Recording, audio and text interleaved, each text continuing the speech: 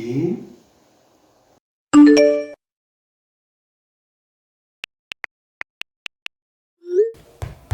Dear managers, your subordinates may not be bold enough to tell you this, but a lot of your meetings suck. Your meetings are too long, boring, and unproductive. Luckily for you, you can transform these boring meetings to effective and productive meetings with 5 simple steps that I'm going to share with you in a moment. These are more after this break.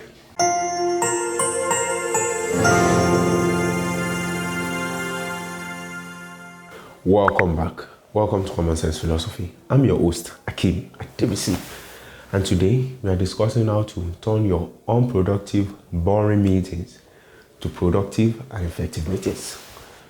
In every corporate environment, you find a lot of meetings. A lot of these meetings are dreaded by the employees. They only attend as a matter of duty. But why? What makes these meetings so boring and ineffective? First, your meetings take too long. Some of the meetings I've personally attended in the corporate world are too long and sometimes unnecessary. After sitting helplessly for 2 hours, you find out that the whole 2 hours meeting can be condensed to a 5-minute brief with the same effect. Second, the employees feel that their voices are not heard, that the meetings are not conversational. They feel the meetings are just one-way talk show where the chairman of the day endlessly talk the hell out of all the participants, and they have to sit down there and pretend to listen, even though their mind is elsewhere. Third, employees sometimes have no interest in the agenda being discussed. They attended the meeting as a matter of duties, when they have a pile of work on their table waiting for their attention. So they are only watching the time and hoping and praying that the 2 hours for the meeting quickly gets elapsed and they can get back to their work. Now that you know the top 3 reasons why employees find these meetings boring and unproductive, what can you do? How can you solve these problems? In Dale Carnegie's book, How to Win Friends and Influence People, he reads, first, arouse in the other person an eager want. He who can do this has the whole world with him. He who cannot walks a lonely way. Before you convene any meeting, it is important to let your employees and your team members buy into the idea. Buy into the idea that they are important and a good part of the organization and they are valuable members. When you arouse in them an eager want to be in the meeting, they contribute, they put forward their opinions, and together you achieve the organizational objectives. Second, have a clear agenda and follow through on your agenda.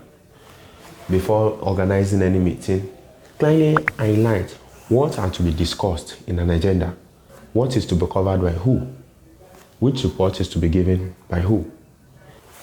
In order to have these meetings more productive and effective, it will save you a lot of time if you can inform the members on the agenda what they are to discuss and the reports they are to bring to the table as they come into the meeting. So, don't just have an agenda.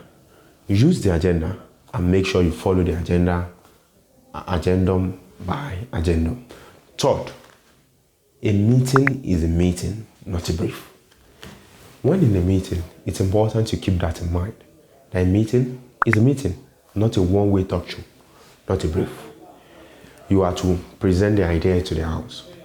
Help them see why they should buy into it and what is necessary for each key player to contribute to the success of the goal.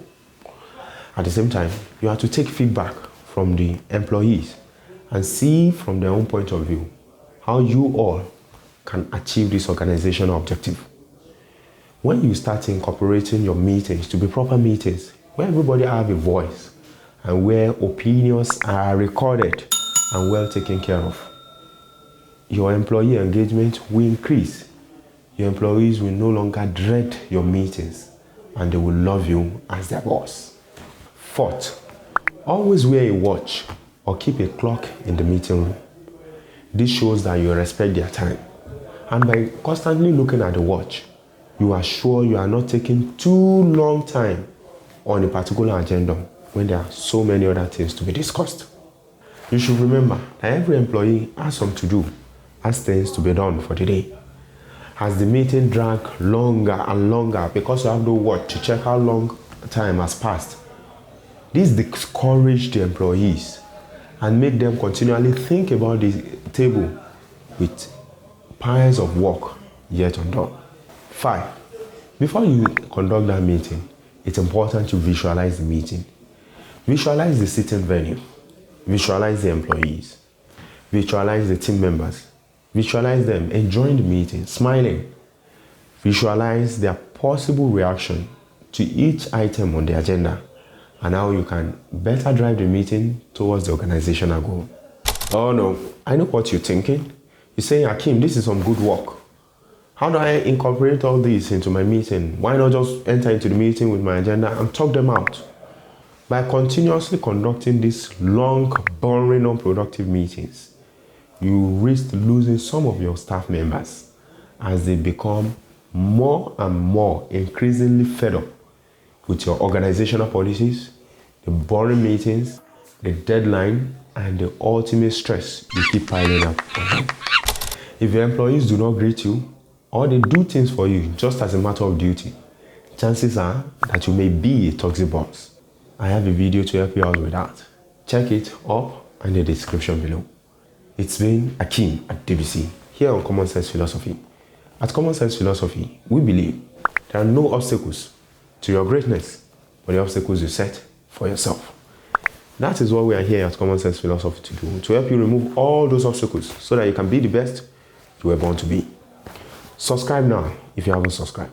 Subscribe now to Commonsense Philosophy and see you next Wednesday as we discuss another topic to help you with your all-round development. As always, bye for now.